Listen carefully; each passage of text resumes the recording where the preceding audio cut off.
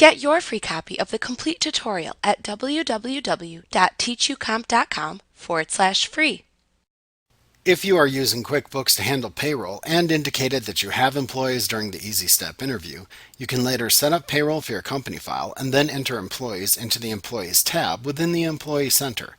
The Employee Center allows you to handle all transactions that involve your employees in payroll.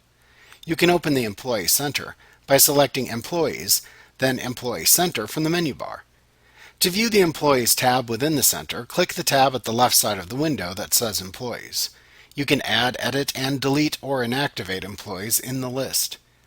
To add a new employee to the list, click the New Employee button in the upper left corner of the Employee Center. This will open the New Employee window.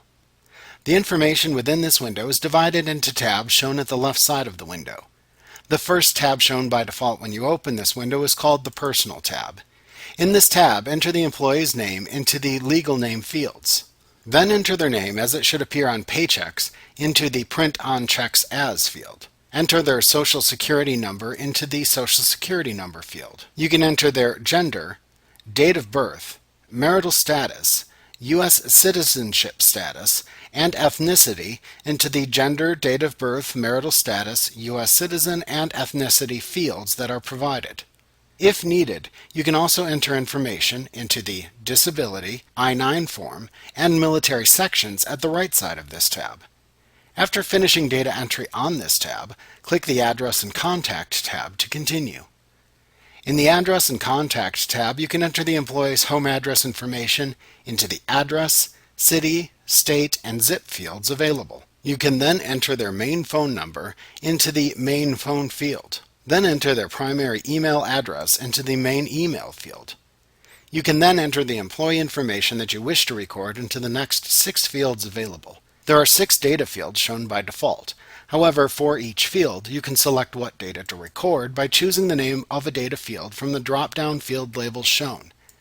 Then record the associated employee information within the adjacent data field to the right of each drop-down field label. The data fields shown by default are, from top to bottom and left to right, work phone, mobile, fax, CC email, website, and other one.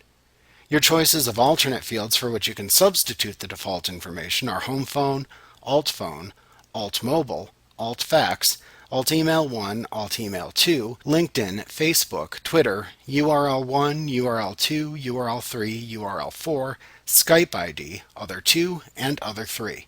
After entering any employee information you wish to record, click the Additional Info tab to continue. In the Additional Info tab, you can enter an employee ID number into the Account Number Employee ID field if needed. You can also enter any information into whatever custom fields you create for your employees into the Custom Fields section of this tab. To add custom fields to your customer, vendor, or employee lists to record information of your choosing, please review the section on creating customized fields in a later lesson of this chapter. After you have finished the Additional Info tab, click the Payroll Info tab to continue.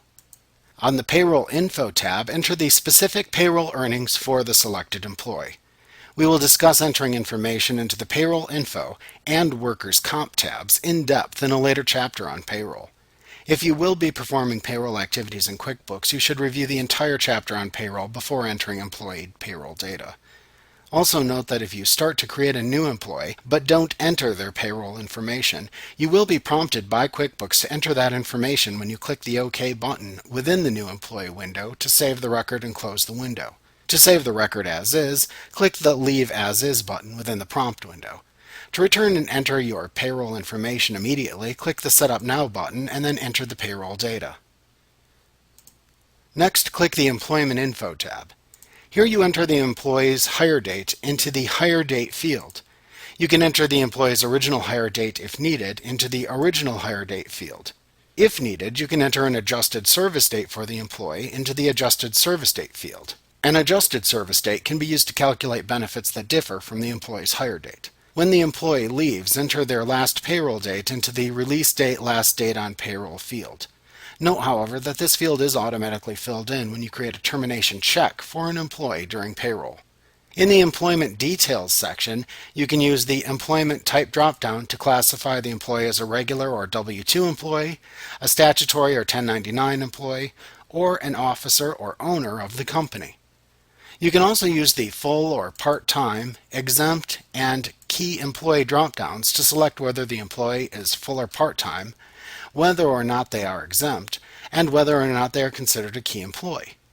In the Job Details section, you can enter job-related details about the employee if desired, including their title, supervisor, department, description, and target bonus. You can click the Workers' Comp tab to enter workers' compensation rates into the fields within this tab. Once again, please review the payroll chapter to learn how to enter information in this tab in detail.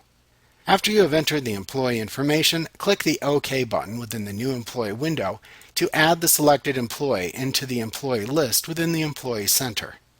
To edit an employee record in the future, to change employee or payroll information, select the name of the employee to edit from the Employees tab in the Employee Center.